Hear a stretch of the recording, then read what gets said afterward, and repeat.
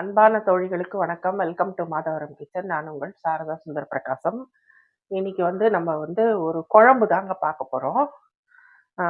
குருமா குருமா குழம்பு. அது பொகடா குருமா.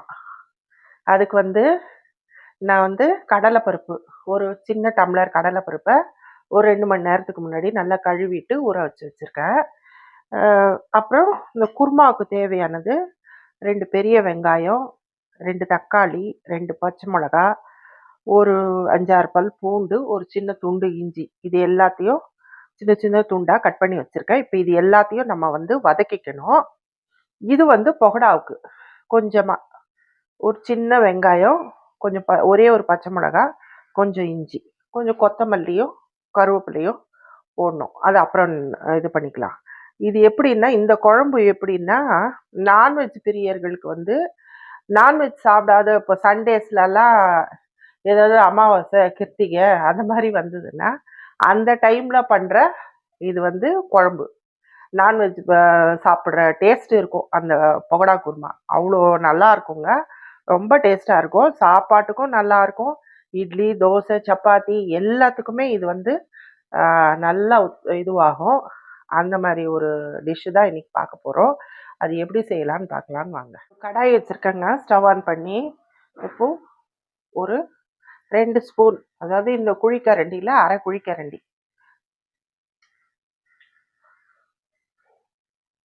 எண்ணெய் ஊற்றியிருக்கேன். எண்ணெய் காஞ்சதும் நம்ம சோம்பு, 1 டீஸ்பூன் சோம்பு அதை போட்டுக்கலாம். சோம்பு பொரிஞ்ச உடனே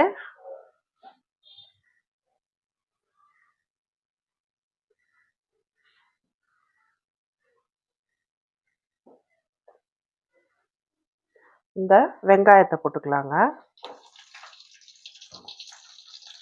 வெங்காயம், பச்சை மிளகா, இஞ்சி, பூண்டு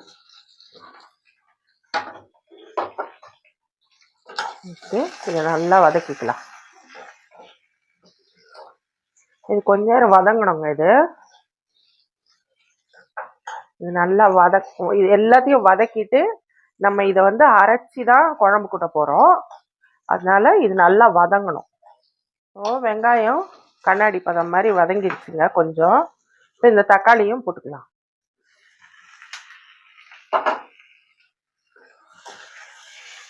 இது ஓரளவுக்கு நல்லா வதங்கிடுச்சுங்க.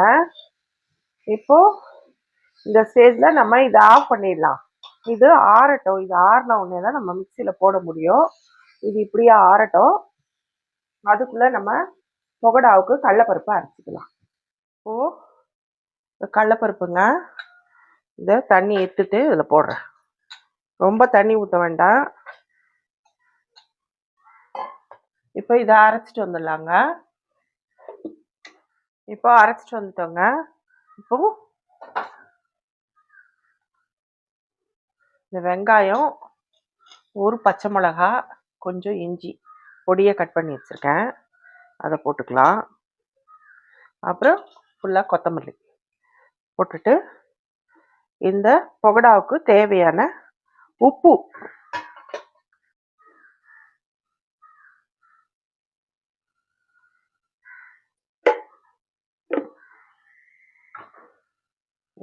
போட்டுட்டு எல்லாத்தையும் நம்ம இப்படி பிசைஞ்சு வச்சிடலாம். இது இப்படியே இருக்கட்டும். கொஞ்ச நேரம் ஃப்ரிட்ஜில் வச்சாலும் வச்சிடலாங்க. நீங்கள் குழம்பு ரெடி ஆகிறதுக்குள்ளே நம்ம இதை கொஞ்ச நேரம் ஃப்ரிட்ஜில் வச்சா கூட நல்லா கொஞ்சம் கெட்டியாகும். இல்லை வெளியில் வச்சாலும் வைக்கலாம்.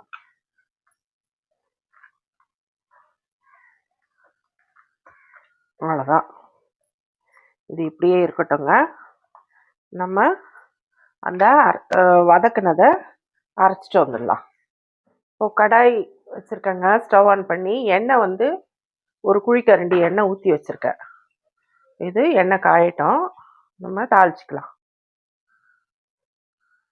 இது ஹோல் கரம் மசாலா, 2 பிரிஞ்சி இலை, 2 துண்டு பட்டை, ஒரு மராட்டி மொக்கு, ஸ்டார் அனேஸ் 2 இதழ், அப்புறம் ஒரு 10 கிராம்பு. இதை இதில் போட்டுடலாம்.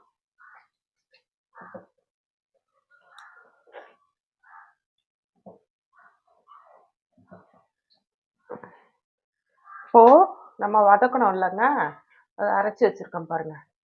வெங்காயம், தக்காளி, இஞ்சி, பூண்டு, பச்சை மிளகாய். இப்போ இதை இதில் ஊற்றிடலாம்.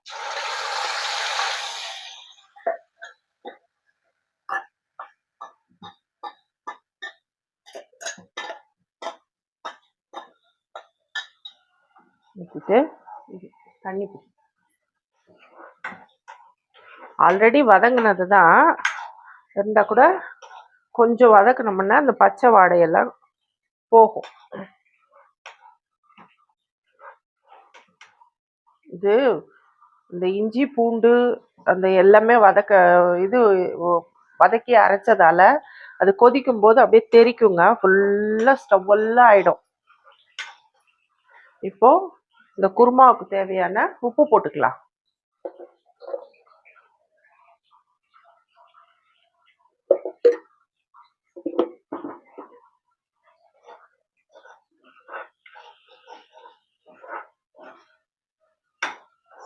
இது நல்லா வதங்கிச்சுன்னா நல்லா இருக்கும் உங்க குழம்பு. கொஞ்சம் வதங்கட்டும். இப்போ ஓரளவுக்கு வதங்கிடுச்சிங்க.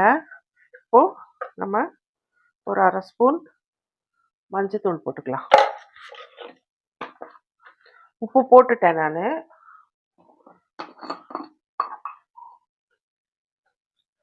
இப்போ இந்த குழம்புக்கு தேவையான நம்ம ஆல்ரெடி 2 பச்சை மிளகாய் போட்டிருக்கோம். இது வந்து ஒரு 1/2 ஸ்பூன் வெறும் மிளகாத்தூள், கொஞ்சமா 1/2 ஸ்பூன் 3/4 ஸ்பூன் போட்டுக்கலாங்க. 3/4 ஸ்பூன் போடுறேன்.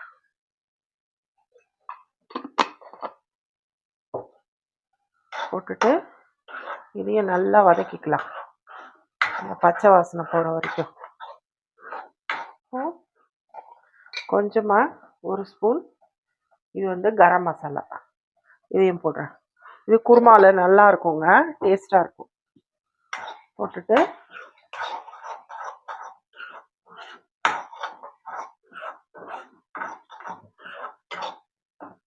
இந்த எண்ணெயெல்லாம் நம்ம ஊற்றின ஒரு 2 குழிக்கரண்டி எண்ணெய் ஊற்றினோம் இல்லைங்க, அது வந்து கொஞ்சம் நல்லா இந்த ஓரத்துல எல்லாம் பிரிய ஆரம்பிச்சிருக்கு. இப்போ இந்த ஸ்டேஜில் நம்ம அந்த மிக்ஸி கழுவுன தண்ணியை ஊற்றிடலாம். மிக்ஸி அரைச்சி வச்சுருக்கோம் இல்லைங்க, மிக்சியில் அரைச்சோம் அந்த தண்ணி, இந்த தண்ணியை இதில் ஊற்றிடலாம். ஊற்றிட்டு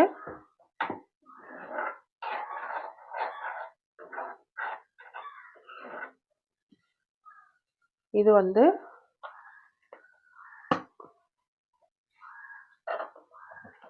ஒரு மூடி தேங்காய், ஒரு 10 முந்திரி, ஒரு 2 ஸ்பூன் கசகசா, இதை வந்து நான் நல்லா பேஸ்ட்டாக அரைச்சி வச்சுருக்கேங்க. இப்போ இதையும் இதில் போட்டுடலாம். நம்ம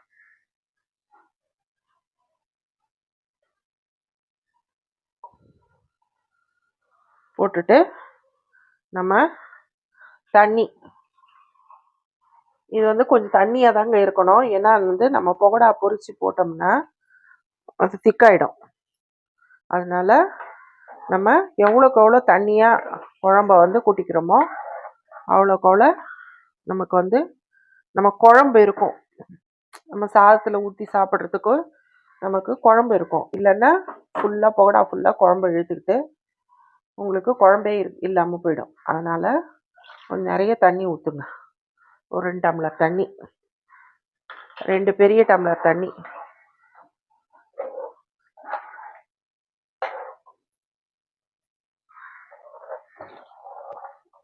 அவ்வளோதாங்க. இப்போ இது நல்லா கொதிக்கணும். மூடி போட்டு கொதிக்க வைக்கலாம். நல்லா கொதிக்கட்டும். நான் இப்போ பகோடா சுடலாங்க. இந்த குருமாவை வந்து இந்த பர்னருக்கு மாற்றிட்டேன். இதில் வந்து ஒரு சின்ன கடாய் வச்சு எண்ணெய் ஊற்றி வச்சுருக்கேன். இப்போ நம்ம இது ஆப்ஷனல் தான். இது வந்து சோடா மாவுங்க. இது இந்த பகோடாவுக்கு அரைச்சி வச்சுருக்கோம்ல, அதில் போடுறேன். இது வந்து ஆப்ஷனல், உங்களுக்கு வேண்டான்னா நீங்கள் அவாய்ட் பண்ணிடலாம். நான் எதுக்கு போடுறேன்னா இது கெட்டியாக இல்லாமல் பகோடா வந்து குருமால போட்ட உடனே கொஞ்சம் சாஃப்டா நமக்கு கிடைக்கும். அதனால இந்த சோடா மாவு போட்டுக்கிறது. உங்களுக்கு வேண்டாம் அப்படின்னா நீங்க அவாய்ட் பண்ணிடலாம். அது ஆப்ஷனல் தான். போட்டு நல்லா பிசைஞ்சிட்டு சின்ன சின்ன போண்டாவா சின்ன சின்னதா போடலாங்க. ஏன்னா கொஞ்சம் பெருசா போட்டீங்கன்னா அது குழம்புல நல்லா ஊறிடும், பெருசாயிடும். அதனால போடுறது சின்ன சின்னதா போட்டோம்னா உங்களுக்கு ஊறி வந்த உடனே கரெக்டா இருக்கும் நமக்கு சாப்பிட்றதுக்கு.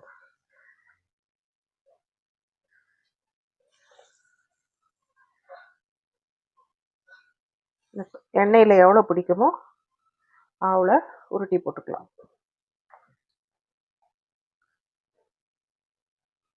ரொம்ப நல்லா இருக்குங்க இது. புரட்டாசி மாதம்லாம் நான்வெஜ் சாப்பிடாதப்போ சண்டேஸில் இதை தான், தேங்காய் பால் சாதம், பகோடா குருமா இதை தான் செய்வாங்க. ரொம்ப நல்லா இருக்கும். நான்வெஜ் சாப்பிட்ட எஃபெக்ட் கிடைக்கும். திருப்பி போடலாங்க. இது போண்டா தானே, இது ஈஸியாக சுட்டுடலாங்க. இது ஒன்றுமே ஆகாது. உங்களுக்கு அரிசி மாவு போடலன்னா கூட இது நிற்கும் எண்ணெயில். இது ஒன்றும் கரையாது. கடலை மாவு எவ்வளோ பெருசாக வந்திருக்கு. சின்ன சின்னதாக உருட்டி போட்டேன், எவ்வளோ பெருசாக வந்திருக்கு பாருங்க. அது சோடா மாவு போட்டதால். இன்னும் நம்ம குழம்புல போட்டோம்னா இன்னும் பெருசாகிடும். இந்த குழம்பும் கொதிச்சிருச்சுங்க பாருங்க. நல்ல ஒரு திக்னஸ்க்கு வந்துடுச்சு. இந்த திக்னஸ் போதும். இன்னும் கொதிக்க வச்சிங்கன்னா உங்களுக்கு பகோடா போட்டோம்னா நம்ம குழம்பே இருக்காது ஊற்றி சாப்பிட்றதுக்கு. அதனால இந்த ஸ்டேஜில் நம்ம கொஞ்சமாக ஒரு ஸ்பூன், ஒரு அரை ஸ்பூன் நெய். இந்த நெய்யோட ஃப்ளேவர் இதில் ரொம்ப நல்லா இருக்குங்க. இந்த பகோடா குருமாவில் இந்த நெய்யோட ஃப்ளேவர் ரொம்ப நல்லாயிருக்கும். ஒரு அரை ஸ்பூன் நெய் விடுறேன், அவ்வளோதான். விட்டுட்டு நம்ம இப்போ இதை ஆஃப் பண்ணிடலாம். ஆஃப் பண்ணிவிட்டு பகோடா சுட்டுட்டு அதுக்கப்புறம் போட்டுக்கலாம். இதை ஆஃப் பண்ணிடுறேன். எடுத்துடலாங்க. நல்லா வெந்துருச்சு. இந்த பிளேட்டில் டிஷ்யூ பேப்பர் போட்டிருக்கேன். அதில் எடுத்தோம்னா கொஞ்சம் இந்த எண்ணெய், எக்ஸ்ட்ரா எண்ணெய் இருந்ததுன்னா கூட உறிஞ்சிடும். இப்படியே கூட சூடாக கூட அதில் போட்டுடலாம். நான் சரி மொத்தமாக போடலான்னு சொல்லிட்டு பிளேட்டில் எடுத்துக்கிட்டேன்.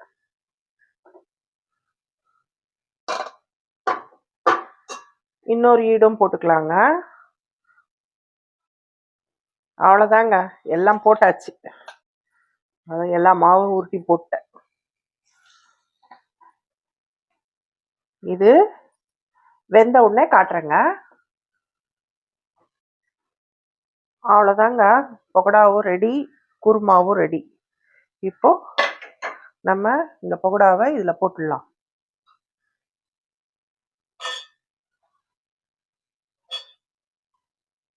எவ்வளோ கிறிஸ்பியாக இருக்குது. இது வெறுமனே ரச சாதத்தை கூட வச்சு சாப்பிட்லாங்க, அவ்வளோ நல்லாயிருக்கும். அதனால் ஒரு 5 நிறுத்திட்டேன் நான் இந்த ரச சாதத்துக்கு. இதையே தொட்டு சாப்பிடலாம், நல்லா இருக்கும். ரச சாதத்துக்கும் ரொம்ப நல்லா இருக்குங்க இது. இப்போ கொஞ்சமாக கொத்தமல்லி விட்டுடலாம்.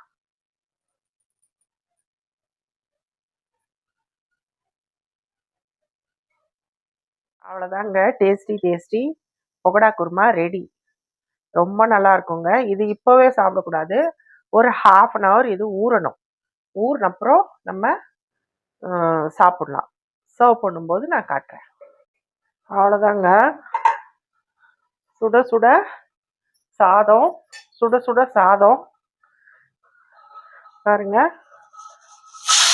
பகோடா குருமா ரெடி ஆயிடுச்சு. எவ்வளோ பெருசாக ஊறி போயிருக்குது பாருங்க. குருமாவும் குழம்பும் இதுவாகிட்டு இருக்குது. குழம்பே இருக்காது. இதுதான்,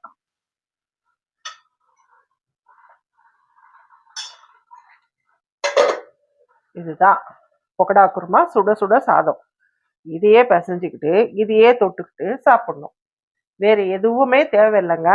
வேணா நம்ம புளிப்பா ஊறுகாய் வேணா கூட கொஞ்சம் வச்சுக்கலாம். ரொம்ப டேஸ்ட்டாக இருக்குங்க. மாங்காய் ஊறுகாவோ இல்லை எலுமிச்சை ஊறுகாவோ வச்சு தொட்டு சாப்பிட்டோம்னு வச்சுக்கோங்க, ரொம்ப டேஸ்ட்டாக இருக்கும். பக்கத்தில் குக்கர் இன்னொரு சாதமோ கோதுமை சாதம் வேகுது, அதனால அந்த குக்கர் டிஸ்டர்பன்ஸு, கொஞ்சம் மன்னிச்சுக்கோங்க. இந்த ரெசிபி உங்களுக்கு பிடிச்சிருந்தா லைக் பண்ணுங்கள், ஷேர் பண்ணுங்கள், கமெண்ட் பண்ணுங்கள்.